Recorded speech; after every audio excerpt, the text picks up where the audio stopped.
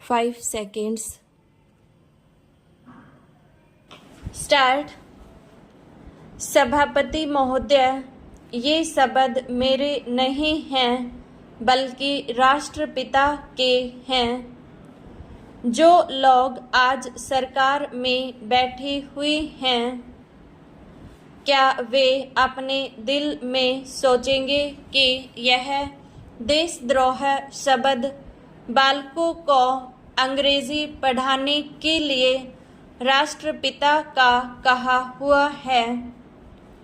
आज 54 वर्ष देश को स्वतंत्र हुए हो गए हैं, लेकिन राष्ट्रपिता की इस बात पर आज तक ध्यान नहीं दिया गया है। अंग्रेजी भाषा को पढ़ाना क्यों बंद नहीं किया गया और उसको दैनिक कार्यों में क्यों प्रयोग में लाया जाता है?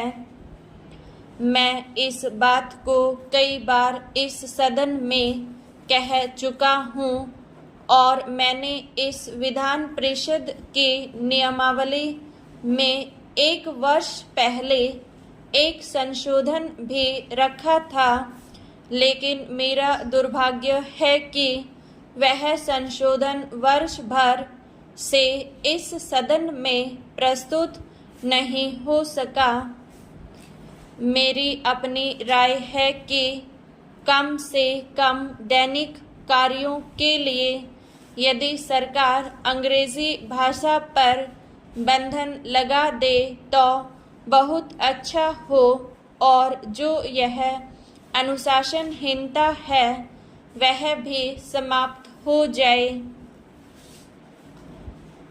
सभापति महोदय, जैसा कि मेरे मित्र ने कहा, लड़कों के माता पिता अंग्रेजी का प्रयोग करते हैं और उनके शिक्षक भी उसका प्रयोग करते हैं, फिर बालकों पर उसका प्रभाव क्यों नहीं पड़ेगा?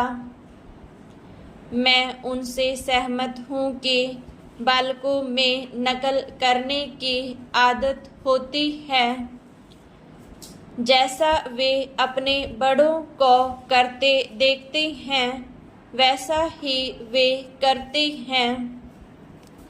अगर हम कोई बुरा काम करेंगे तो उसका प्रभाव बालकों पर अवश्य पड़ेगा।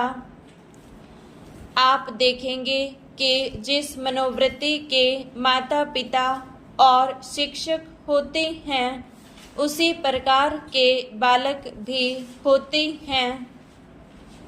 हम दूसरों को तो परामर्श दे देते हैं, लेकिन स्वयं उस पर अनुपालन नहीं करते।